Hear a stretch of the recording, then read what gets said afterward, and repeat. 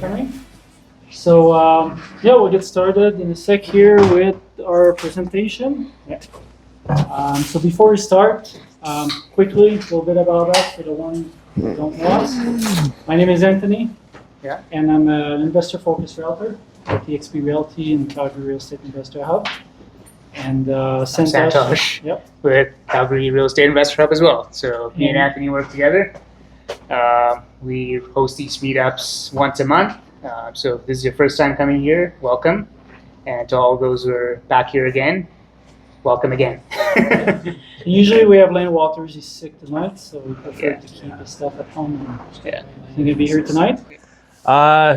That's me. Obviously, before we get too much into introductions, thanks Anthony and Santosh for putting this on, for having us out. This is our first time here. This is my first presentation I've done since probably university. So just bear with me, bear with us. Not to throw Santosh under the bus. He did give us a couple weeks notice to put this together, but obviously everybody has busy schedules and all that stuff, right? So we threw something together. We're not going to try to read off the slides. If we hit on some stuff, that's great. If we don't hit on some stuff, don't worry about it. We'll just skip over it. Hopefully you guys get some, knowledge and education and insight from this, but we will do questions obviously afterwards too, right? So feel free to take some notes if you want to, pay attention. I believe they're recording this for YouTube as well, but we can answer questions afterwards too. So we are with 2020 Master Home Inspections. This is Lucas. I'm Jordan. We'll pass it off to Lucas in a little bit. A little bit about me. I was born and raised in Calgary, grew up playing hockey here. I kind of live and breathe the city. I did move away for a little bit. I moved back, but I love it here. So very much consider this place home. I haven't always been a home inspector. In fact, I didn't even know home inspector was a career maybe 10 years ago, to be honest. I started as an engineer. Worked in oil and gas through the ups and downs and all arounds, layoffs and all that stuff. I left that industry and now I'm doing home inspections, and honestly, I love it. So between, pre-university experience of construction and renovation and home inspections now, it's about 8 years total. And I've got probably coming up on 1,500 home inspections in the city under my belt. So I've seen quite a lot. Lucas has definitely seen quite a bit more. Speaking of Lucas, when I first started, he's married to my cousin, and he always said, we're technically family, right? We're technically family, right? We're technically related. We don't look alike at all. We don't look alike, right? No. We're kind of family. Weird. Yeah. That's actually what we look like on an inspection. So not suit and tie or anything like that, probably more covered in drywall dust or insulation and all that stuff, right? So, and this is Lucas. He did a good job. So he said that we had 3 weeks. I had 2 days. I was just in the Bahamas, and he called me when I was probably half cut. And he said, hey, do you want to do this presentation with me? And he gave me 2 days heads up notice here. So you're going to have to bear with me reading off my phone a little bit about this. So I made a few notes. Again, for those of you who don't know me, my name is Lucas Kirsch.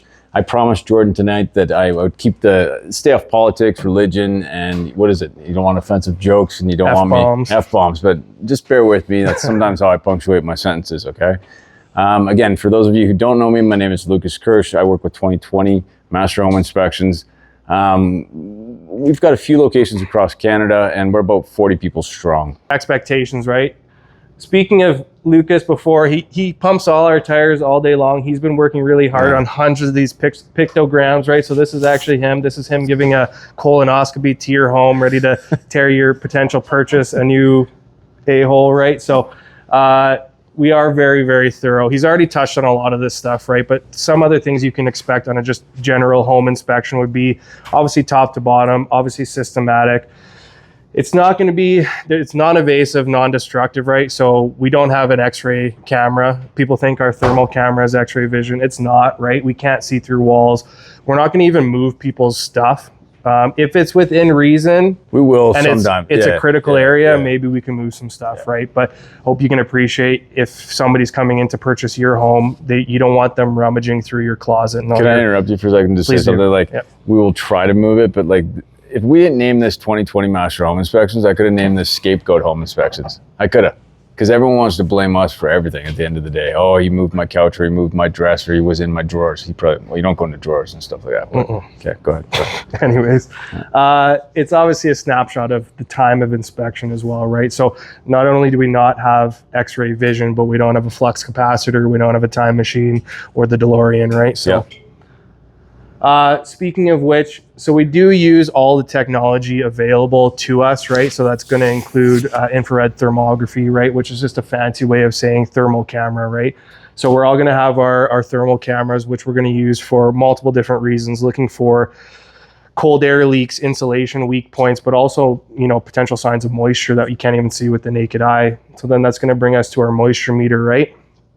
Lucas already talked about flying drones for roofs. We're not going to walk on snowy, icy roofs, right? But we are going to get up there with a 4K, I think even up to 8K resolution cameras on the drones now, right? And really get up, see what the roof condition looks like, the roof coverings. Are the gutters full of stuff? Is there missing shingles? Is there a missing ventilation or something like that? Plumbing stacks, gooseneck vents, all that stuff, right? We forgot about Sean. He's a pilot. So we had an Air Canada pilot working for us for a little while there too, right? So He still works with us. he still works with He goes us, all over, yeah. Perspective, right? So you touched on mountain versus molehill, right? So we're going to use very specific verbiage to you guys verbally on a home inspection, right? As well as obviously written in our reports. Is this more of a recommendation, or is this something that needs immediate attention, right? And to that point, we have yet to find a perfect home, right? Doesn't matter if it's brand new, multi-million-dollar mansion, century home, you know, 50s, 60s, 70s bungalows, right? There's never going to be anything that's perfect. So it's all a matter of, okay, is this going to be kind of a deal breaker or not, right? And we'll walk you guys through all that stuff. Maybe you've purchased multiple properties before. Maybe this is your first property, right? And you want to know what's important, what's really noteworthy, right? If we find anything that's noteworthy, we can kind of help you guys formulate a go forward plan as well, right? And then if needed, some rough cost estimates, but obviously, you know, referring to that trades list, referring to the experts like the electricians, the plumbers, the HVAC techs, they'll be able to give you obviously a real cost estimate, right? We're really big on the educational perspective as well, right? So again, maybe you've purchased homes, maybe you haven't, maybe you've lived in a condo or an apartment your whole life, or maybe you're buying your first single detached, right? So surprisingly, like some people are like, well, what's this? Oh, that's a thermostat. That's how you control the heat in your home, or it can also be used for air conditioning and cooling and all that stuff. What about proper maintenance? What about proper life cycles of specific appliances, like kitchen appliances, mechanical appliances and stuff like that, right? What about shingles? What's the lifespan on a shingle? 20 to 25 years, depending on, climate and all that stuff, right? A roofer may sell you a 40-year shingle. It's never going to last 40 years. Not in Calgary. Not in our Calgary is like no. Katy Perry song, Hot and Cold. Like it doesn't work that way here anyway. So I like totally 25 got years. that reference. That's a good one. See, that's a young one. And they do call this guy Rain Man because like cost stats and facts and all that. He's not autistic, but he is very, very good. He's very good with stats, facts, and costs and codes. So like what he means is like rough costs. He knows them. So he's the man to talk to about that. And like, sorry about that joke. It was actually a bad joke. Sorry. Go ahead. We got the most laughs, right? Sorry. Like no laughs. Lucas said he designed that after me. I think it's more like Dan Levy, but either way, it doesn't really matter, right? Professionalism, we've already kind of touched on this a little bit, right? We do obviously want to communicate to you guys very clearly and concisely and courteously, right? Obviously, this is a large purchase for most people, probably the biggest purchase that they're ever going to make, right? And it can be a very stressful process, right? So we want to help kind of gently guide you through that. Look good, smell good, feel good. I don't know if that's what you were laughing at, right? Honestly, the smell good thing, right? Like you don't want your home inspector showing up smelling like BO or farts, or I don't know if there's any smokers in here, darts, right? But can I interrupt you there and say like that's kind of the criteria to work here? Mm-hmm. Like it's not the resume. I'm like, do you use pit stick? Good, we're off to a good start. Yeah. Good man. Hey, that was good timing. It was good. Nice work. All right, good on you. Good slideshow. Yeah, and obviously like timing and stuff like that. Showing up, we strive to show up actually 30 minutes before you guys on a home inspection. We want you there for the whole process, obviously, right? But we get that 30-minute jump start. Just lets us get our tools out, lets us get our drone up and down, and get our process rolling and all that stuff, right? So. That's the anatomy of a home inspector. When he sent that to me, I said, "You wish you have abs like that?" He said, "I have a 6-pack." I was He like, said "That's an it's 8-pack." Whatever. Anyways, this guy, right? So a little bit more. Obviously, we'll get into what our report looks like a little bit, right?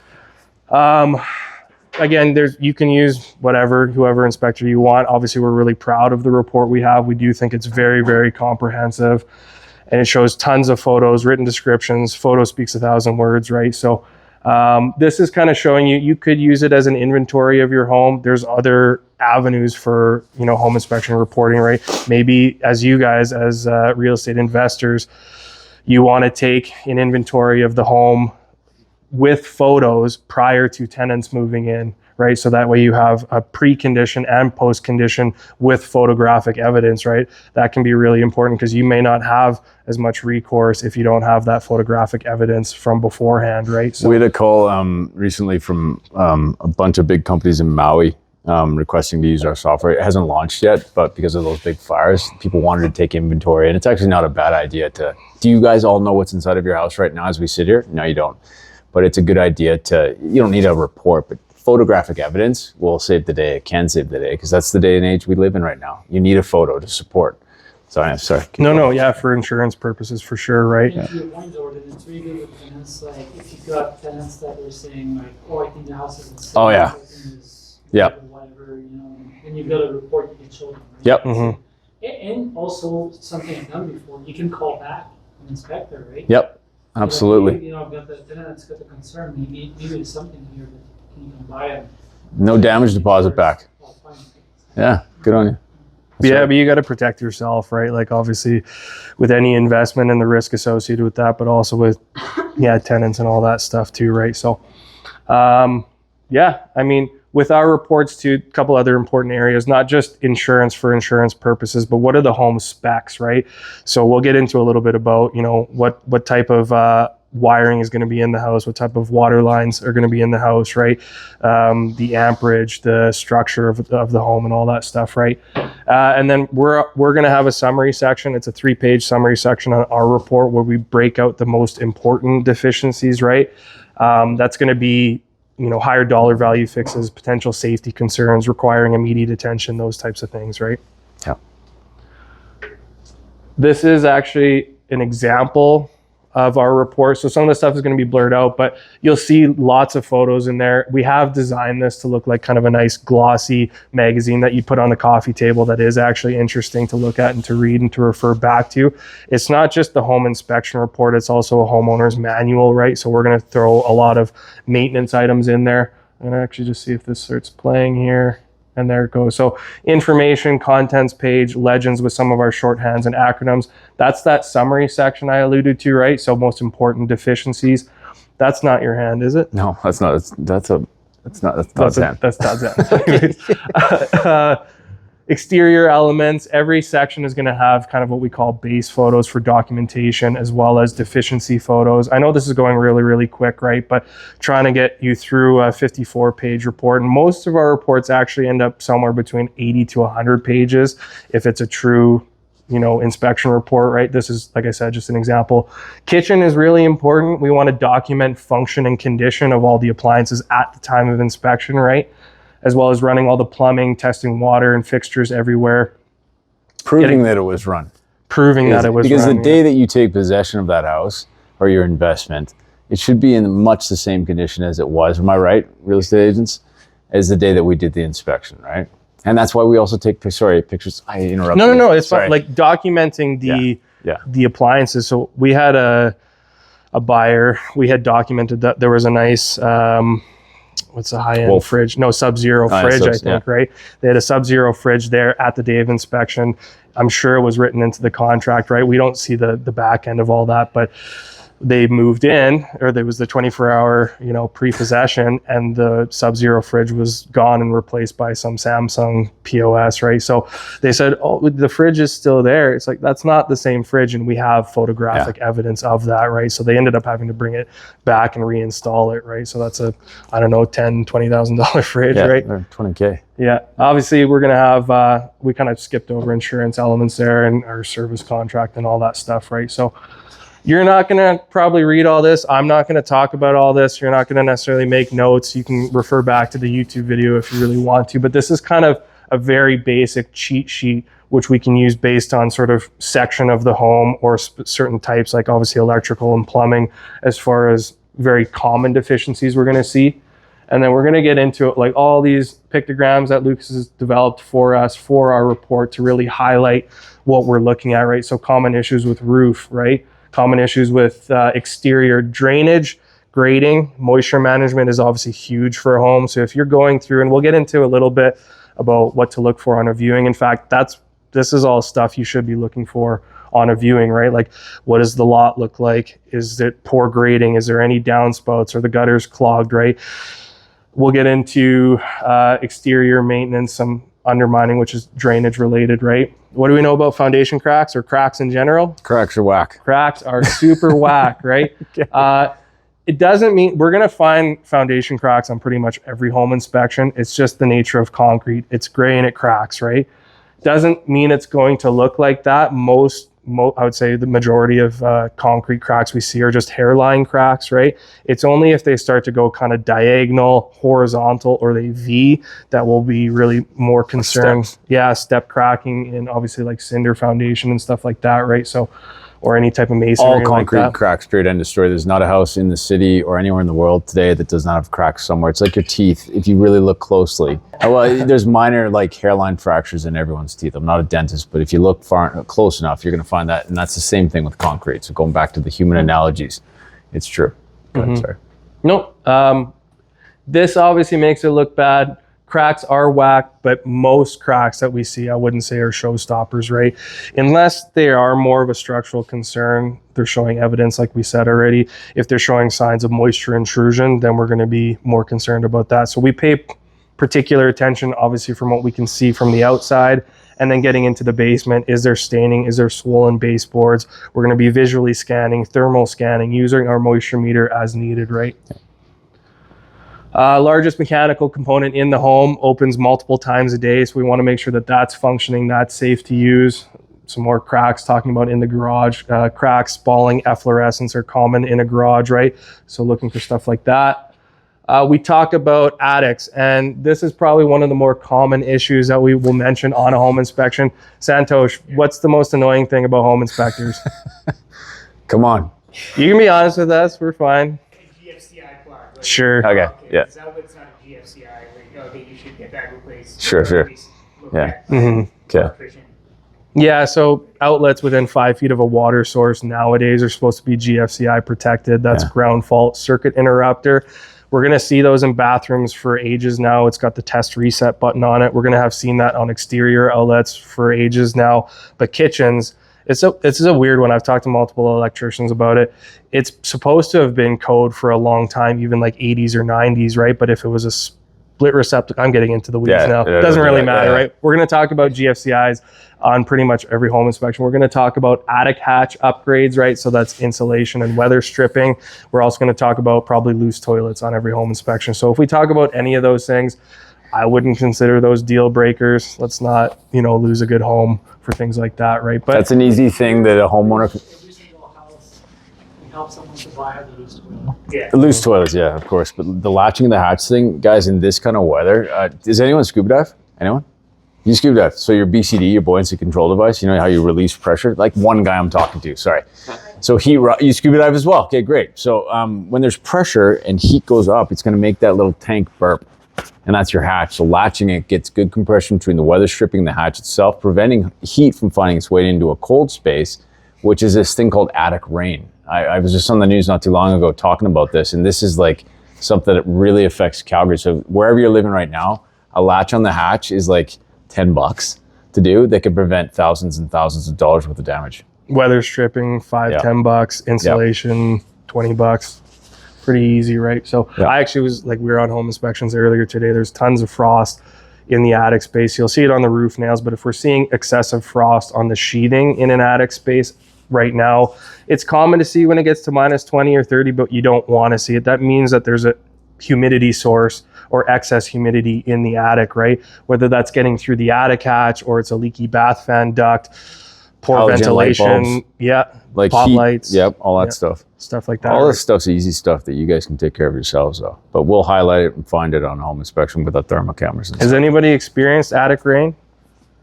Know what it is? Yeah. Water around the bathroom fan. And Did you all that, see yeah. all the water coming through light fixtures or little stains and stuff like that? And we know that rain, and especially when the temperatures get this cold. Yeah. That frost that you were talking about. Yeah. Starts to de-thaw. Because we have a famous Chinook, and she starts raining, and everyone thinks her roof is leaking, when really it's something that's super preventable. Well, Same we with got a sweaty schematic windows. I want up to talk there. about that real quick. So when you guys We'll go get- home, we'll Notice get that to their that. vent up What? in their attic is detached from like. oh, the bathroom Bath fan, fans, Right, yeah. so then the humidity has nowhere all the to time. go, Yep. but there. 100%. There's a little Easter egg in there. Look, find it before That's it's my gone. wife. Okay, very good. Yeah, so we could talk about a lot of these things kind of ad nauseum, but we're going to kind of work our way through, some interior deficiencies, looking for signs of previous moisture. So we're going to see probably staining on ceilings. If a home is like 5 years old, it's probably had a leak at some point. It's just the nature of plumbing fixtures. It's kind of the nature of loose toilets, although a lot of loose toilets don't actually leak. Is that discoloration actually wet today? And what are the sources of it? Do we need to actually repair anything and all that stuff right there? You want to talk about that? Window seals? That one is why, like, I'm not big on TikTok or Instagram, but I kind of got TikTok famous on, there was like over 1 million views because I swore on it and had some fun. But you guys are supposed to take your screens out in the wintertime in Calgary. And I got ripped to shreds from the guys in the south saying, well, screens are porous and why can't it breathe? Well, it's a surface tension. You guys know what that is from science class on water, right? So the air gets trapped in there with the screen. It attaches to the cold glass, causes all kinds of frost and ice, and we have a melt, and it blows up all your casing and MDF. By taking the screens out, go home and look at tonight and look at the screen that's in, and look at the window beside it, and you'll see there's way more condensation in that screen than the one that doesn't have it in. So when you live in Calgary, screens out, blinds up. That's the way we like to ventilate. That was a good. Okay. Yeah, you got it. Okay. If you ever washed your screens in the shower and hold it, Yeah, water exactly. doesn't fall out, Yeah. it stays in there. Exactly.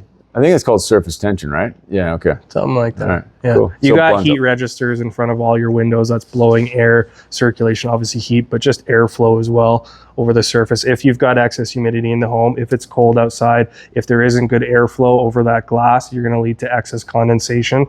The excess frost and condensation at a window is kind of an early warning sign that you might end up with attic rain too, right? So we're going to be thinking about turning humidifiers down and all that stuff, running the ventilation if you need to. So, sorry, what was that?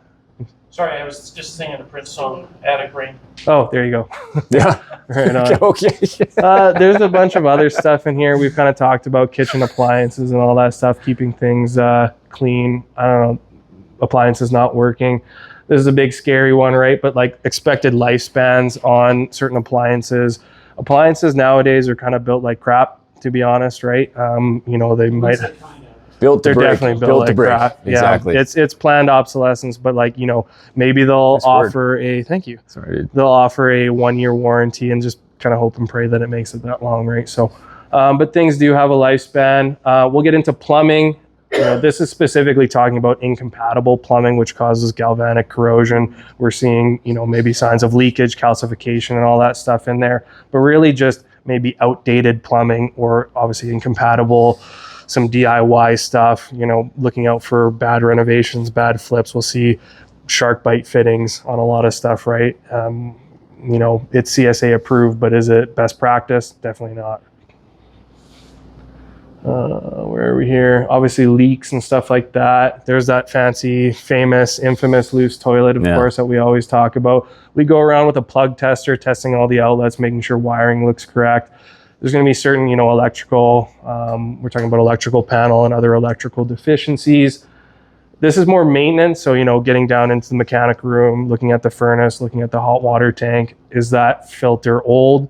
Is it incredibly dirty? That's kind of one of the dead giveaways about if a home has been taken care of well. Are they replacing their filter or their furnace filter regularly, right? That's another reason why the windows are sweating as well. It's like breathing in a mask. I don't know if you guys remember COVID, but you get a lot of humidity inside of here as well, and nasty breath and everything else. But that contributes to poor ventilation if it's all clogged up with a bunch of dirt, dust, and debris. So once every 3 months is what we've always said. change it out. It doesn't clean the air, but it stops debris from getting inside of the fan housing. So Buy the cheap ones, replace them often, right? Yeah. Is what we say about the furnace filters. Really common one, high efficiency furnaces creating condensate leaks, right? So if you actually open up the furnace, you might see signs of rusting in there. You might actually see, especially on a colder day, the condensation inside, right? So newer high efficiency is supposed to be better, but in my opinion, for my money, not nearly as good as those, maybe a Lennox or Carrier train mid efficiency. Keep those things in your house. So if you're going into houses of certain eras as well, right? Just because a furnace is, I've seen 60s low efficiencies furnace like rocking and rolling, right? Because they were built with a cast iron heat exchanger versus more of like a stamped metal heat exchanger. They're just not as robust. So it's a pretty common, like, not built like they used to be sort of thing. If you have an old one and it's working, if it ain't broke, don't fix it. If you've got a mid efficiency furnace and it looks good, stay on top of servicing, stay on top of good furnace and duct cleaning, but why replace it? Right? I like that you said that, just to interrupt for a second, because like it doesn't matter. You're going to go with another home inspector at some point in time in another city. Sometimes guys can come across as a little bit of a hyper alarmist. I know that you've seen this before. You must have seen this before. And I like what you said, like an old 69 Charger. I like that old car, and I'm going to drive that car, and I can work on that car, and that's the car that I want to drive, and I'm not going to get rid of it. And sometimes a brand new, I don't know, Escort or something like that, like what you were saying earlier, it's built to break. So don't just take the word, if you're using another company, just in case, that you absolutely must replace your furnace or absolutely must replace your hot water tank. Because like you said, some of the 60s, 70s, 80s, those furnaces will run way past the newer furnaces that are being built today. They're being built to break almost, right? If you bring a plumbing company in or an HVAC company in, we're probably going to recommend those things on an inspection, right? But let's say you bring a plumber in and they look at your hot water tank, they say it's 10 years old. And if that plumber says this thing's a ticking time bomb and it's going to cost you $10,000 and you need to tell me within the next day, run for the hills or kick that guy out of your house, right? Like that's a scare tactic. It's not necessary. If there's obviously something wrong with it, then but they got to have proof or evidence or justification for that, right? Another big scary one, nearing end of life. That's just kind of talking about, I was just saying, hot water tanks, average lifespan is about 8 to 12 years on average, but we've seen them last 15 to 20 years. The oldest hot water tank I ever saw in circulation was a 1987 John Wood. Yeah, those are good tanks. Shockingly, those are good tanks. 1987 John Wood. I've seen older than that, but I mean, like, really? It depends on how much you use it, I guess. I don't know. Like, are you doing maintenance on it? Are you changing the anode rod? Are you flushing it and all that stuff? Issues and items based on era. So we sort of alluded to, there are century homes in the city. There are 1912s and 1918s. There are 50s, 60s, 70s homes. Every decade or era has sort of had its known deficient products that we've only really become aware of years after the fact, right? So we're going to have deficient materials and products of today that we're not going to know about until maybe 10 years from now. So again, this is kind of a basic list of what we're looking for, right? So we will talk about Lucas's famous Mr. Poop sewer scopes, right? If you're looking at a home that's a little bit older, you may have clay pipe, you may have cast iron sewer pipe, you may have Orangeburg, which I think it was actually during World War II when they ran out of iron. They didn't have iron, so they were using Orangeburg is literally like paper, a cardboard tar coated pipe, right? And that to me doesn't seem like it's going to last very long. So some of them are still okay, but you want to get that stuff looked at. We're going to look for knob and tube wiring, which I've only actually seen in use maybe once or twice, and those are going to be those century homes, right?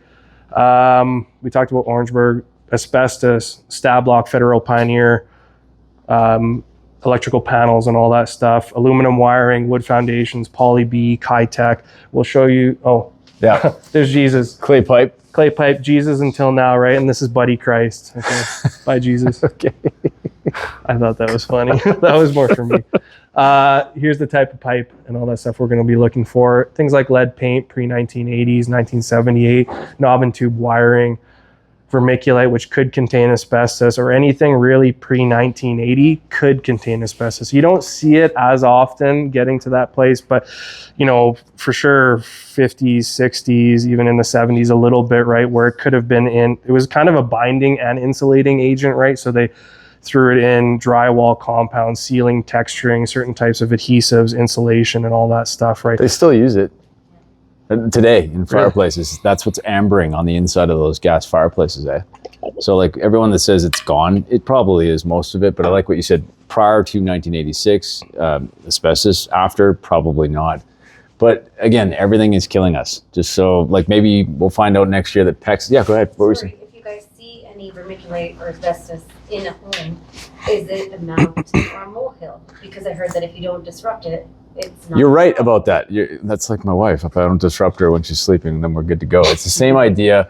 If you're not going into your attic and you're not messing about up there, you're going to be good. And actually, vermiculate's a hell of a good insulator. It is. There's a lot of good things about it, but it's not good for the lungs. Mesothelioma. Some vermiculite doesn't have asbestos in it, though. It depends on where. Small percentage of it, right? Like, and that's the thing that if you don't build, go ahead. The stigma, right? People hear that. Holy You're jeez. in an inspection, and I think Yes. that's what the scary part of the home inspector is, like, that doesn't necessarily make or break the deal. You're not, like. Well, it does with some people though, and that's the thing, and like have to. it doesn't, and you're absolutely right about that. Right, if you're gonna disrupt it. I buy a lot of properties on the inner city because I bulldoze them and knock them down. And when they came in and said that I'm gonna have to spend $25,000 on the fit and fit, abatement, all the abatement process, I was just like, Jesus, I'm just gonna spray water on it because I think there's a little bit of a loophole on that when I'm pulling it down. You have to be safe. You have to think of wearing proper PPE if you're doing your own renovations. And like otherwise, they're putting an 18-year-old kid in there with a white jumper and an orange garbage bag, and they're pulling it out. And I'm not saying it's a cash grab or anything like that, but my grandpa probably would have gone, yeah, that's mold. We're good to go. Let's get on with this and wear the proper PPE. I just don't make a humongous deal out of a small amount of vermiculite. Like, it's just not a huge deal. Now there's wood chip. Like, some people are saying you shouldn't buy this house because there's wood chip insulation inside of the attic. Well, there's wood around and it's fire hazard. That's what I've heard other home inspectors say. Well, the whole house is made out of wood. So is the whole house a fire hazard? I don't know. Or cellulose insulation. Cellulose is even fantastic. worse. What do you mean? Well, for fire hazard. Oh, well, yeah, there's loads of things, but like you're never going to buy a perfect house like what he said, unless you buy one of my houses. I'm just saying. Yeah, there's a point of a mountain and a molehill, and it's just the fact that he builds homes, I build homes. We've been in the industry for a long time. We understand what is bad, what is not, and are we going to make it into a mountain? Probably not. Leave it alone, like you said. One of you said that. If you're going to touch it, then bring in the proper people to take care of it. That's all. Yeah, if you're concerned about asbestos and you're planning a bigger renovation and you're going to disturb the materials in the home, maybe you don't look pre-1980s, right? A lot of things in the 80s are fine too. Yeah. You can have asbestos testing. You can actually do it for like $25 yourself. You just take little samples, make sure you keep them separated, you label them in little Ziploc bags, and you send them to AGAT for testing. You can order testing kits, or you can pay somebody $500 to do that for you for like 5 spots in the kitchen only. Yeah. I don't know. Yeah, so depends on what you're concerned about or what you're looking for, right? What was the company name? AGAT Labs. Yeah, so you can order radon test, self-test from them. Mold, you can send in suspected microbial growth and mold testing, or asbestos to them. So radon is one that I don't like though. Like, that is a hot button for me. So you live in Cochrane or someplace that you should, especially if you got kids, and I got a little girl, I just want to make sure that you guys are exposed to that, because I deal with so many epidemiologists and doctors and such. And I know it's bad for you. So like living in the North America, you're exposed to it. So putting in a radon mitigation system to the tune of like $2,500 to $3,000 with a professional company like Great West in Chestermere. I don't really like the guy. He doesn't like me, but he does a good job. And so I don't mind recommending him. It's just a safe thing. And if you guys are a lot of young people in here, you want to stay safe and healthy, you put in a radon mitigation, you put in filtration, you put in soft water, off to the races. To me, it seems like a bit of a conflict of interest to bring in a company that tests for radon and does mitigation too. So if you can pay a couple $100 for a self-test, it might not even be that much. Like, you pay for a self-test, you order it from AGAT Labs, you test it yourself, and there's specific ways to do it, obviously, like a 90-day, 180-day test. In the winter time is supposed to be the highest radon levels because your house isn't opening and closing nearly as much. You don't have windows open and all that stuff, right? So there's a specific way to do it. You check the levels yourself, and if it's an issue, honestly, the installation's not that hard either. It's literally just a PVC pipe with a booster fan vented to the exterior. Almost anybody could do that. If you got a core though, you got to do suction test, whatever. Yeah, it's pretty easy. Yeah, go ahead, sir. what do you think about those air monitor sensors, like the air things? The ones you buy at Home Depot? Yeah, like it's just those devices you put. Like air. Oh, you're talking about those purification. pucks from the University of Calgary, the pucks that you put all around the house? No, it's just one sensor. Similar. It looks like the CO2, monoxide valve arm. For radon? I've seen them. I know what you're talking about. How much does it cost? That's my next question. Yeah, it's expensive. It's like 350 or something. Okay, But so then you leave it in the house. It's always like has an app. It's always monitoring. yeah, Radon is one of them. it depends on how often you change out that cartridge. And like the one radon machine that we have is like $15,000, and it's a sniffer. And so that's why I asked what it costs, because like your thermal camera is like $20,000 versus a $1,000. Yeah, and so like there are gimmicky things in every industry. There could be like UV lamps inside of, and it will kill some small microbial organisms inside of the furnace. But I mean, keep it simple, stupid, and like and do the test and do to that company that you were talking about. I don't even know what that company is, but get them to send it into them, get them to do the analysis on it, and then get the feedback and choose a company to come in and do the mitigation for you. Like, we're not here to sell you on all these little things. I won't sell you something that I wouldn't buy myself. And I don't even want to do radon. It's not really my forte, but sometimes the small little tools that you find in Home Depot aren't the same as like a wolf sniffer from Sweden, right? So like, it's kind of impossible to say. And plus, one more thing, those free pucks that you were getting from the University of Calgary to test for radon, they're great, they work, but they have to be left alone, sealed up, no one around it, and who's going to do that, right? And so that one tester that you have might be getting all the dust, might be getting all kinds of, it's not really, it can't be the right test. I don't think, that's just my opinion though. If it's a detector with no mitigation to, you could have high levels, but then you still got to do something about it. So why pay so much for just a detection system if you're not going to do anything about it too, probably, right? So, Federal Pioneer stab lock panels, which is something that we see kind of pre-1980s. They had issues with, so there's Federal Pioneer in Sylvania. Breakers not tripping correctly, or breaker connections to busing and all that stuff. So we're going to point that out as well. Aluminum wiring came in the 70s in particular, maybe a little bit before the 70s, but we typically only see it in the 70s. So if you're looking at a home in the 70s, it could have aluminum wiring. It's probably been like that since the very beginning. Aluminum wiring is one of those ones where it expands and contracts a little bit more with heat. As current goes through it, it creates a little bit of heat. So some of those connections can loosen up. There's also galvanic corrosion or galvanic deterioration if it's an electrical connection with any copper wiring, right? So there are ways that they can mitigate it without just fishing new wire through the whole house. If you're planning a full gut to the studs, you could replace, that would probably be the time to replace wiring, replace old plumbing and all that stuff, but you could get away with pigtailing it. They basically just sort of convert the wire connections at the outlets and light switches and then prior to the electrical panel as well. With a professional electrician, because I've seen you have to have like purple morettes, and they cost a bundle. Yeah. They can't, is anyone an electrician in here? No? Okay. They have to be those specific morettes and the specific paste, and there's, a dime a dozen. Sorry. Quick question. So on one of my properties, I pigtailed it. It's a 72 build, and aluminum wire, and they pigtailed it. Yeah. I think I paid like $1,600 for the whole house. Is that? Well, they did it per outlet, and it's a bungalow, right? Small bungalow? Yeah, it is. No finished basement? It is finished. You probably got a good deal. When did you do that? Like a good deal. Like 3-4 months ago. You got a good He deal. charged me I think it was like $25. Who was it? For, I forget the company name. Just like some small master electrician who has like some guys. There are great trades here. There's good, there's the bad, there's the ugly. And that guy sounds like he did you right on the price. Because there's, like, how long was he there? Like a couple days. Like they went through every switch, every. That seems that's cheap. Some guys are just like that. Full duplex recently, and we were around $2,000. 3? Two. For a duplex with both sides.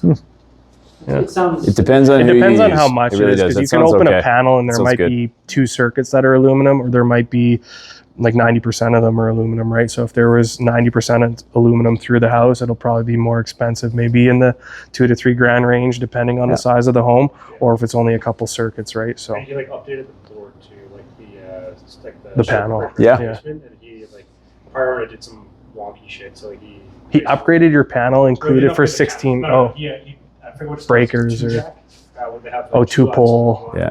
Yeah. breaker. Yeah. Like split it out for me and then Sweet. is that like I think he did good. I think you did really good, actually. But there's a lot of, like I said, a lot of trades that are like that. They just want to work and they like doing what they do, and that's it. 'Cause I just don't see where that's a huge profit margin when he's doing that. Because I know what the cost of that product costs and his time, right? Master electrician, so. We'll see wood foundations. So we'll see pressure treated wooden foundations in like the 90s and 80s a little bit, right? We've actually seen century homes with wood foundations that are actually fine, right? So it has a stigma, like a lot of things like poly B and aluminum wiring. It can be fine. It can actually, if it's built right and it's maintained and the grading and moisture management of the property is good, it can mean a drier, warmer basement. And it's also a little bit easier to fix if needed than a concrete foundation. So it's not a breaking point, I would say. It's got a stigma sometimes for resale. You're potentially going to buy it for a little bit less and potentially sell it for a little bit less, but it's all a wash. Poly B piping. So in the 90s, late 80s, 90s, they went away from copper water lines to poly B. That also has a stigma too, and it was particular in the States or places where they were storing and transporting that poly B outside. It was getting exposed to too much UV, and it was forming little micro cracks, cracking and bursting. Originally, when they first started installing it, they were having issues with the fittings a little bit as well. So some of those fittings were failing, but most of the poly B, I don't know what the stats are, maybe 85%, 90% of it out there. And there's going to be thousands of homes in Alberta and Western Canada and North America, that tens of thousands of homes probably that have poly B, and it's been fine. There's other ways you can mitigate it. There's certain companies like Moen offers a flow meter where you install it above your water main. It detects any major pressure drops not caused by a fixture opening. It'll detect that as a leak and shut the water main off. So there's ways that you can mitigate it. That product specifically has a subscription fee like everything else, so they're going to ding you monthly. But it's not the end all. It's not a breaking point, is what I'm trying to say, right? Am I missing anything? No, I'll just say the worst case. I know a guy right now that's going through just ripping it out because that's what he wanted to do. But he didn't know how much it was going to cost. I kind of had an idea how much it was going to cost. He thought it was going to be like $30,000 or $40,000. It ended up being like $9,600. And this is a 1,500 square foot 2-story. So again, that was I thought a very reasonable price for the cost of the house being like $500,000. Like that's not a huge ticket to pay to make sure that you're not flooding your entire house. So everything is fixable. Everything is manageable. And we're not saying poly B is great, but we're just saying that like there are millions of homes that have it. Unfortunately, we're not having the problems that we see in the States, in the deep South, especially because of the heat and such. So, but you just have proper insurance coverage, right? So if you run into aluminum wiring, you run into poly B, you obviously have to notify your insurance company for that. You have proper coverage. Kitech is kind of an interesting one, kind of similar to poly B in a way. It's obviously a water line. It's PEX aluminum PEX, so it's kind of a laminated product. There's PEX on the outside, aluminum on the inside, PEX again. And there's certain interactions between metals that can occur if there's a little, micro crack, and there's been brass fittings interacting with the aluminum in the Kitech. It can cause a rupture and a burst and all sorts of stuff. So it's only really particularly a problem if used in heating systems. So hydronics, in-floor heating systems, that's where it can cause an issue. You've got water lines running through basement concrete slabs and all that stuff. So no, that's absolutely 2000 to 2007. That's when you're going to see it, and primarily it's in the in-floor hydronic system for radiant heat. It can be mitigated too, though, right? With heat exchangers and stuff like that, making sure that the fittings are all compatible and everything. So we've sort of alluded to this a couple of times. So this is Lucas's famous Mr. Poop. If you're going into something that's pre-1980s, really pre-1970s, you're potentially going to run into most likely cast iron sewer lines, right? So we're going to send a sewer scope down there. Just running water on a home inspection it tests drainage to an extent, but I've ran water for 2 hours on a home inspection, and then the buyer decided they wanted a sewer scope. So we got in there and there was a lot of tree roots, right? So we didn't see a backup, but at some point, if too much stuff got flushed down or the wrong thing got flushed down, you could end up with a backup. And I don't want sewer water backing up into my basement. I don't know about you guys, but no. And wet naps, no more of that, eh? Like those are the worst. I know it cleans you pretty good and all that stuff, but those wet naps. Get a tushy. Do you guys use wet naps? Anyone? No. Anyone been to Japan though? Those bidets, those hot bidets, they're awesome. Do that. Don't do. I wanted to Instagram on it. I was like, this is fucking insane. I had a puff of talcum powder that came up through my legs and everything, but like wet nap. Well, it was minty too. It was crazy. But no, I didn't taste it. It was minty, question. like you know that menthol feeling that you get. Anyway, the point is that Mount Royal, like those guys, like their wet naps, and that's where we see a ton of sewer backups, even on some of the brand news. Like they just get stuck up. You see the hydrovacs going around the city and ripping up the street. They're potentially, most likely getting into the city mains, trying to get in because somebody flushed too much stuff. Somebody sent grease and fat down there. We've seen it all. Yeah. Pampers. Like people's, I'm almost like you shouldn't even have kids. If you're like, you're going to flush Pampers down the toilet. I've seen toys, toothbrushes, combs, things that shouldn't be flushed down there, flushed down there. Yeah. What? Like bags of Coke? I didn't say anything. These are common deficiencies we see on a sewer inspection, right? So build up, bellies, blockages, root intrusion, cracks, all that stuff. Major one, collapse. If you have a major sewer issue and you don't know about it prior to closing on the home, that could be in the 20 to 30,000 range, depending on the nature of it. You can sleeve a line, you can burst a line, you can fully excavate and replace a line, right? And those are kind of your levels of cost.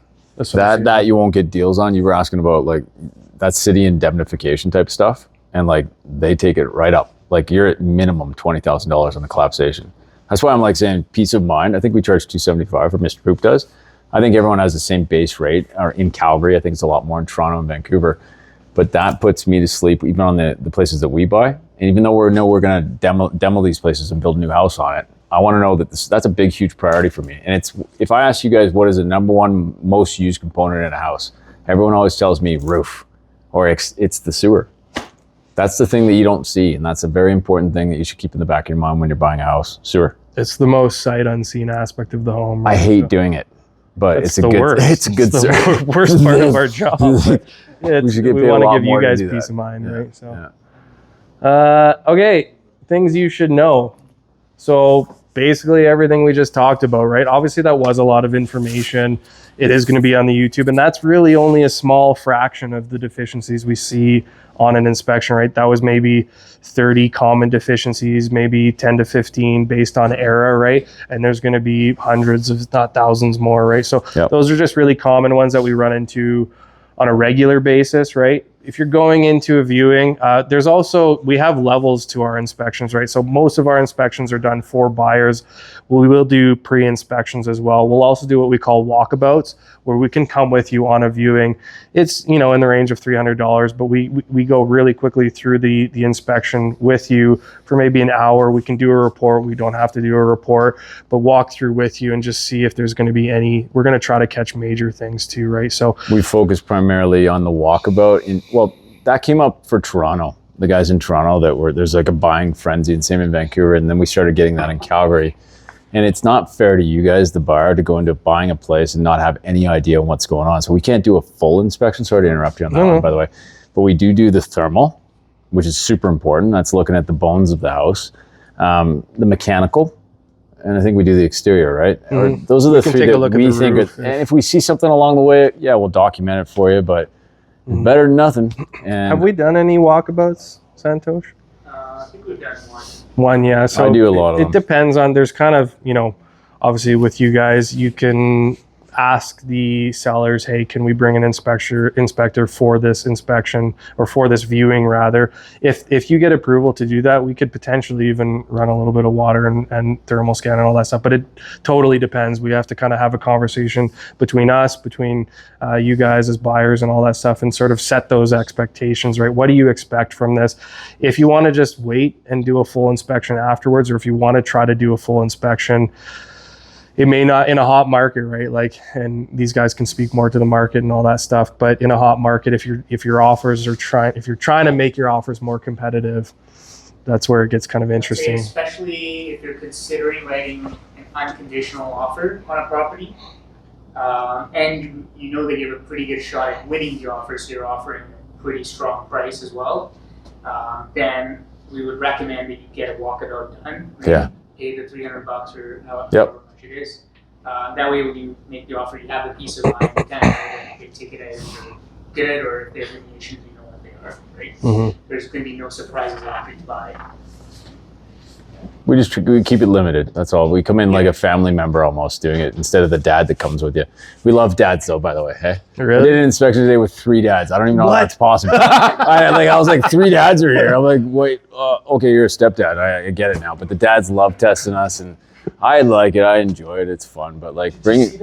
Yeah. Oh God. Yeah. I used to build homes. I'm like, you didn't build a shit. I know you didn't. But Dads or uncles? I one time had a dad off. There was dad off. You were young buyers, a young couple buying their first property. The husband's dad came, the wife's dad came, and they were having a dad off to see who could be the better dad, who could ask us the most questions, who could poke us the hardest in the chest. Be like, yeah, we did a sewer scope on that one, even though it was a 1990, and I think it was South Calgary. It was a 1990 infill, but.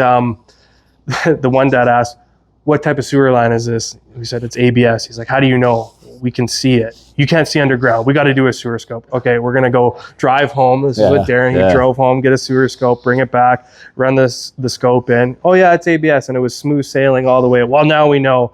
And we're on the way out of the inspection, and the dad's like, you're really well spoken for a plumber. I said, I'm not a plumber, I'm a home inspector. He's like, we're just gonna call you a plumber. I was like, oh my God, buddy, get the out of here. Yeah. Anyways, for a plumber. We've sort of touched on this a little bit. I don't know what our timing is like. I don't know if people are falling asleep and wanting to go home, but we are big on relationship building. Maybe that's with us, maybe that's with somebody else. Maybe you do have a buddy who's a home inspector, right? But if you build a relationship with us or whoever you use, you can trust that they're going to, obviously give you a good experience. You can set expectations with them, especially if you're going to be buying multiple properties. We have a process. We're systematic. We use the same report more or less for every home inspection, right? But if you're specifically concerned about certain areas versus others, you let us know, and we already have those expectations built, right? We can be an educational resource, and all that for function of the home and prolonged maintenance of the home. Timing and scheduling, especially in a hot market, right? Maybe how do most of these things work? That they'll list them on a Thursday, have viewings on a Friday, take offers on a Saturday, and accept on a Sunday, right? So that's a really tight timeline. You need to have us in. If you can have us in for an inspection condition, that's great. But we can for sure book you on a tight timeline with 40 plus of us working here. All the rest of that stuff. Networking and referrals, we've already gone through the trades list and all that. I don't know what everybody does here. You guys all seem like you're, ambitious, well-to-do folk, and you're trying to buy up properties for, financial investment and all that stuff. If you run businesses, if you own businesses, if you liked our talk today and you wanted to add us to a preferred vendors list, or if you want to try to hop on ours, right? Depending on what you guys do. If we don't have your service or trade on our list, we can discuss that. So put your little QR code up there so they can get your phone number. So there you go. If you want, you can take a scan of that on your camera app. It doesn't work for some Android phones for some reason. Doesn't it? Maybe off to an angle. Yeah, it for sure works on iPhones because that's what I created it on. If for whatever reason you can't, it doesn't work, that's going to be my direct contact if it works. Jordan Tanaka, 2020 Home Inspections. If you forget my name, you just search Home Inspector. It'll be my name, email, website's on there, our website. If for whatever reason it doesn't work, maybe you guys will post on the YouTube as well or on we'll have you contact. Cool. Sure. Before we wrap up, this is a really good time. This is the end of the inspection. That I always tell people, this is a great time while we're here to ask questions. If you have any specific questions, if you guys are thinking about buying a home, I can help you right now because I'm here physically, and so can Jordan. So if you have questions, please let us know. Yeah, go ahead. What would be the maintenance stuff that you can do at home to avoid sewer blockage? The sewer. Oh, sewer. The sewer block. Well, not putting stupid shit down the drain. That's number one, right? Of course. I stay away from the chemicals. I'm not a big fan of that stuff. Drano. If you have a cast iron sewer line, sort of interrupt. If you have a cast iron, Drano is corrosive, right? And it doesn't really get rid of blockages, to be honest. Especially if it's hair or more physical, it's just gonna kind of bypass that. Usually, it's most drains, most local slow drains are just hair stuck on the cross member of a drain, right? So you Floss. just keep a drain snake or even just that barbed stick thing, right? And you pull hair out of there physically. You don't run Drano through it. You could, yeah. If you're handy, you're a handsome fellow, so I don't know. You're handy? So usually you're not both. Okay, all right. I will say, here's a pro tip for the guys. Girls, you guys are going to hate me for this shit, but like my wife's hair, she's Japanese, and it's coarse and it's thick, and she falls out in the shower everywhere, and she rolls it up on the wall sometimes. You guys do that? You roll it up on the wall? You don't just take it? No, she doesn't. We do. No, I take it off the wall. I pulled out this, and I said, babe, can you please just stop doing this? It's a brand new house. It's disgusting. I have a short gag reflex, and she didn't do it, and she didn't do it, and she didn't do it. And I videoed this. I got to get it up on the internet. I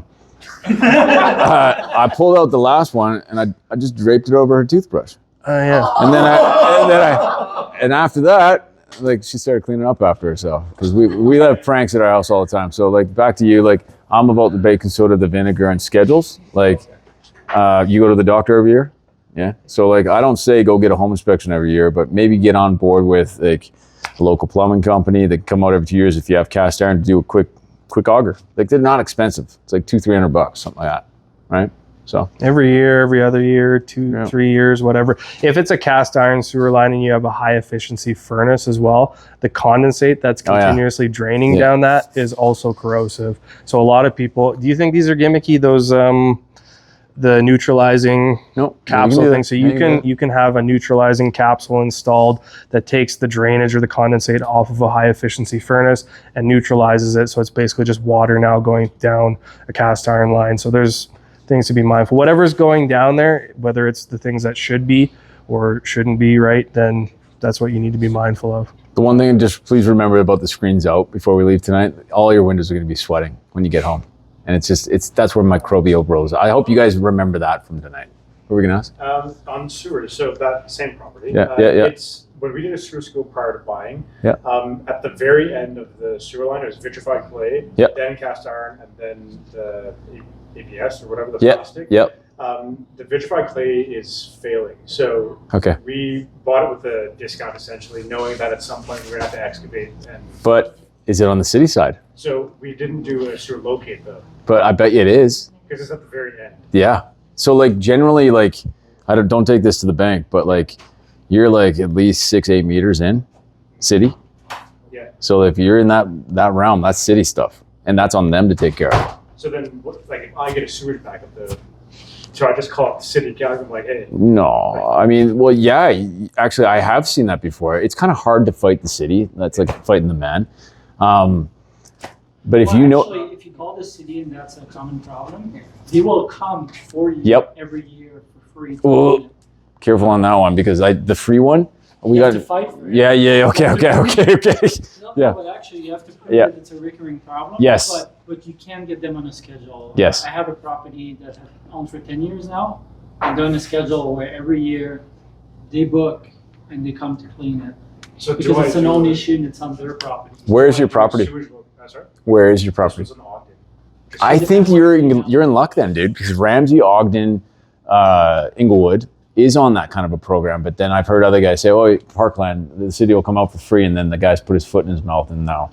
It depends where the clean out is too. Yeah. Right? Depending on the location of your clean out, they may or may not come for free. Should I do a sewer locate prior to contact? No, because they will actually come out. If you've already got sort of some evidence or maybe a video or at least some. The whole sewage scope, great, send that to them and say, what are you guys going to do about this? And is this on our side or on their side? If it's on their side, good for you. I mean, you're lucky.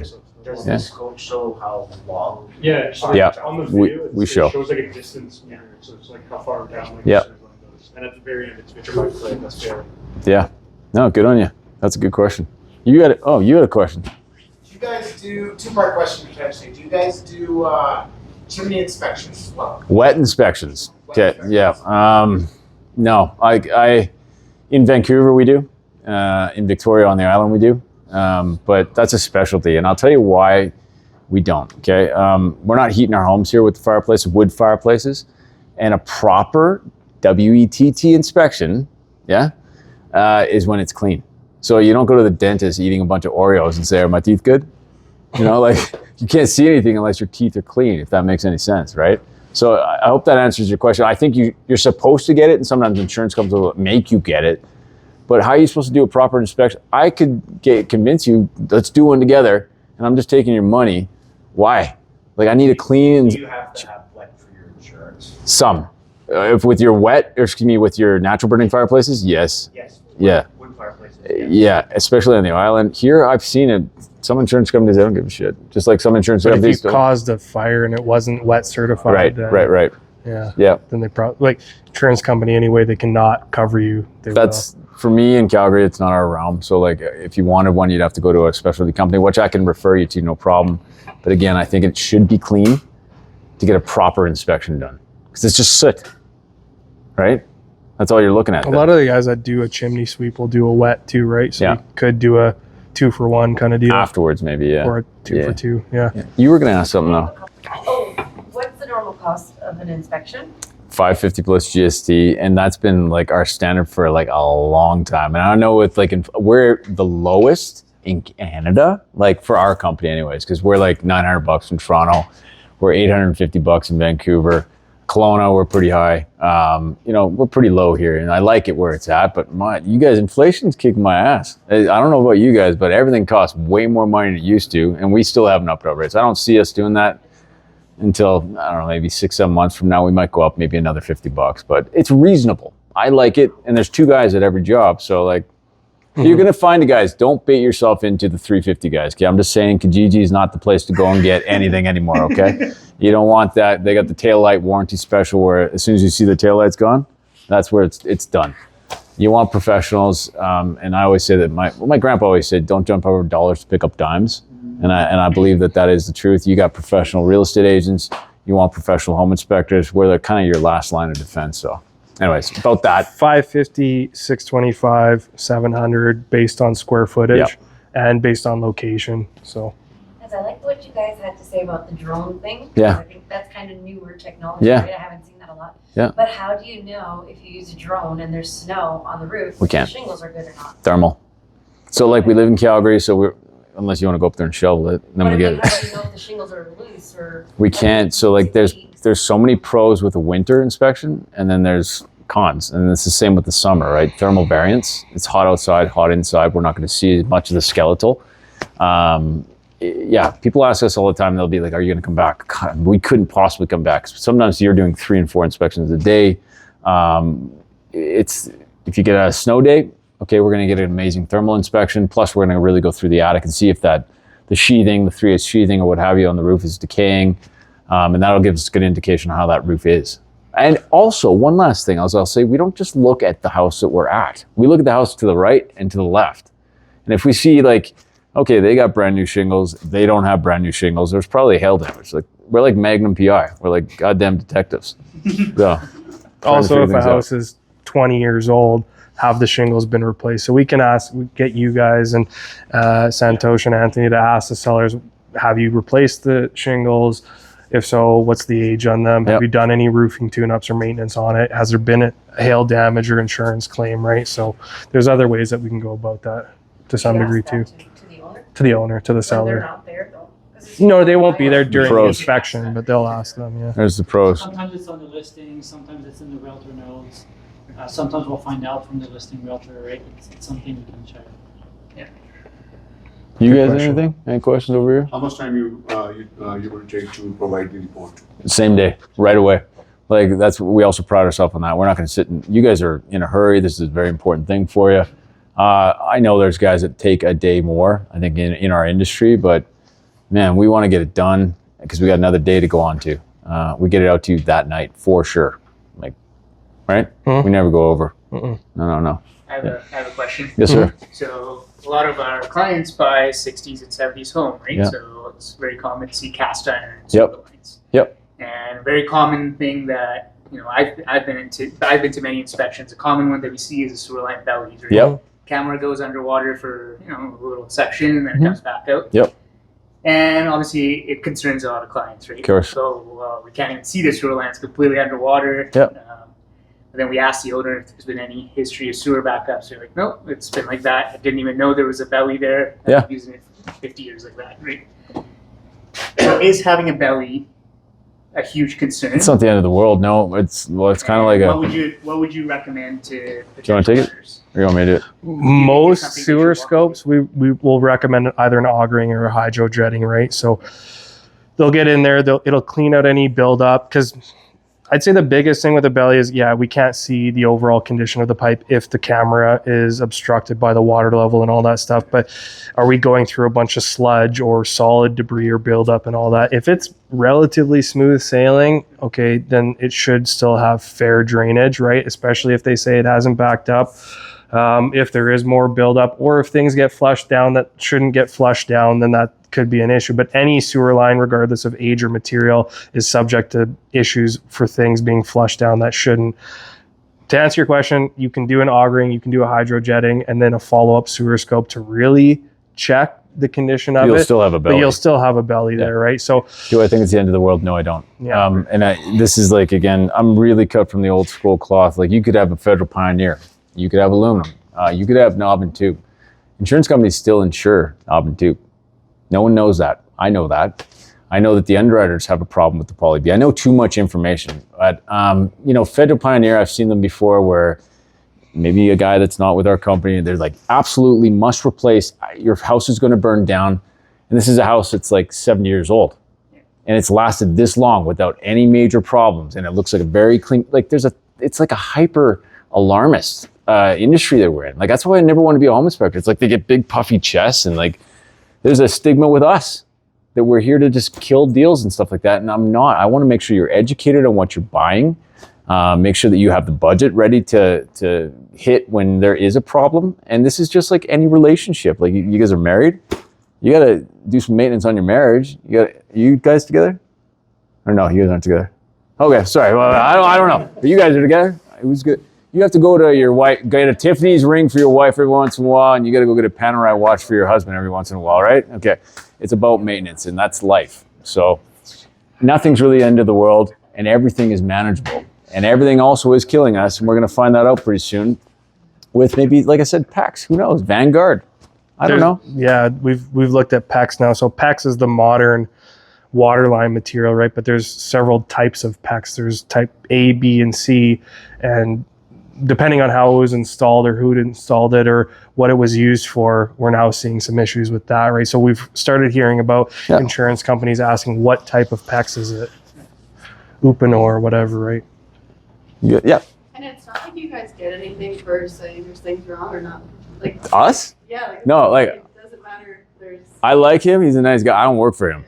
Like, and that's a compliment, and kind of like I run to the beat of my own drum, if you guys can't tell already. Like, you like me or not like me, I just want to do my job and make sure that you guys get something done for you. But do I care if he sells a home? I just care if you guys are going to get into a home that's a piece of shit, and then I got to get a call from you and you're upset with me. Like, that's why I do my job, and I take it very seriously. Yeah. Did you start this company then? Yeah. Nice. Yeah. So you started it in Calgary, and then where did you go? Vancouver, Toronto, some places in the States, kind of illegally. Just buddies I used to play hockey with. Dale Parrington might be coming on with us pretty soon. Tough guy from the Rangers. It's like, my parents were poor growing up, and they said, you're not getting the summer off. You're going to go to work and build houses. And I enjoy it. I like it. And I enjoy mingling with people, except for when I go home, I'm quite introverted. That's why. Can you believe he's introverted? Oh, when I get home, believe it I am. I just don't. I don't want to talk to anyone on the phone when I get home. I don't even want to talk to my wife. I talk all day long, right? So, you guys know what I mean. Yeah. Okay. Yes, sir. Yes, sir. Yeah. Okay, this is your last one. No, you can ask. This is like all bit about sewers. God, Nick is going to be so happy. Yeah. Have you seen a hydrojet or an auger damage vitrified clay? Yes. Mm-hmm. Yes. There's certain things you can't Yes. use those for. Hydrojetting is probably better for most things. If it's already really damaged or deteriorated, an augering could damage it further. Yeah. So. Because I pulled the plug on getting an auger done. When they showed up, I was just a pain in the wicked leave. I don't want to do it in case the vitrified clay. That was smart. Now you know what to do, though. Get the city involved. Get the city involved. Yeah. Yeah. Go ahead. I saw some listing in Canada's wood foundation, but Yes. we don't want. Why? Because it's wood. What's the Yeah, because there's sleuths on the internet that don't know what they're talking about. And I'm not going to say that like wood foundation is better or worse, but a good built wood foundation, I think you said this earlier, could far outlast out of a concrete. Much easier to repair, warmer, more real estate. I can tell you all the positives, but it's like you were saying earlier, it's stigma, right? Is that the word? Yeah. There's stigmas on a lot of things. I don't have a problem. I have one in Ramsey, and I bought it, but I'm going to bulldoze it. I've not had a problem with it. I think you're going to get you correct me if I'm wrong. Sometimes there's discounts, sometimes here and there when they don't find out about it, but they're typically harder to sell, so you can sometimes get the discount for the foundation. what's that place by Kensington where we always see them as well? Hillhurst, we see monster, beautiful homes, and they're listed as concrete. So let me give you a piece of advice. If you don't have a home inspector, try to learn something from this, or go to the website, or go to the YouTube, or talk with your real estate agents that are educated on this. Kick the foundation, and you'll know if it's concrete. Or if it's hollow, it's going to be wood potentially. We've found quite a few that are listed with poured concrete that are actually wood, because we kick it and it sounds hollow. So at the end of the day, you have to feel your comfortable and confident with your decision too, though. Right? Resell's the thing you got to think about, and those are the pros to talk to. But if you're sticking in it for the rest of your life, then who cares? Pretty easy way to tell is often you go to the mechanical room, it's not drywalled or anything. Everything's drywalled in the wood foundations. Usually that's a dead giveaway, and there's no frost wall, and the thickness of the windows in the basement. Usually this is concrete. This is wood, concrete wood. You had another one. I thought you did. Now you forgot. Post-tension cable. Oh God. Okay. Worry about that. Nah. You put it in your report. So you're talking condos. Condos, right? Condos, right? Because like if you do condo doc reviews, and it should. We don't do the condo doc review, but yeah. But like, you guys will do the inspection, and let's say you find that there's post-tension cables. Do you note it? Do you make Can I take this one? Yeah, go ahead. Get that. So. I know if there's like condo docs to be reviewed and it's in there, then that's right. This has been awesome. We won't really know good questions if there's and stuff. post-tension. You got a Right? question? We can't see it. No, okay. If it's a high-rise, if it's in inner city, Beltline in particular, right? But a friend of mine got rent gouged, and so he started looking for places to buy, and he had to put an offer in on like 7 different condos to get one accepted, and one of them was in the area I live in, is in Killarney. It was a 3-story. I think it was 80s. Yeah, it was in the basement in Parkade. I didn't expect there to be post-tension, but there was, and actually they didn't. The listing agent didn't know. I think there was pretty minimal documentation in the condo docs, except for my friend's purchasing realtor was going through looking for a pet application form and found an engineer's report on post-tension cable, but the engineer said it was fine. The engineers signed off on it, and they're not going to stamp their name on something if they don't believe in it, right? However, it's a CMHC problem. So if you can't put 20% down, you can't get CMHC. So it was not disclosed. Client able to get the financing. Then we found out through the condo docs that there's this engineer's report that it's being monitored every 2 years, and it's okay just in the basement. Didn't come up in the Were there witness marks? Were there what? Were there witness marks on the ceiling in the parkade? Oh. That's where they draw a line, they put a date, and like. The only way we found out was when we did the condo doc review. Okay. Because it was engineer report upon report about hey, this has been monitored ever since. And we're like, well, you didn't disclose it on the listing. Yeah. But it's kind of okay because then it made her get like the financing. Yeah. So it was kind of like mortgage fraud if Yeah. we would have rectified it. But Yeah. she really wanted it anyways. We're looking for everything that we can find that we can see, because it's supposed to be visual. But like, it's funny how many engineering firms have called Jordan and asked what they think of his fix.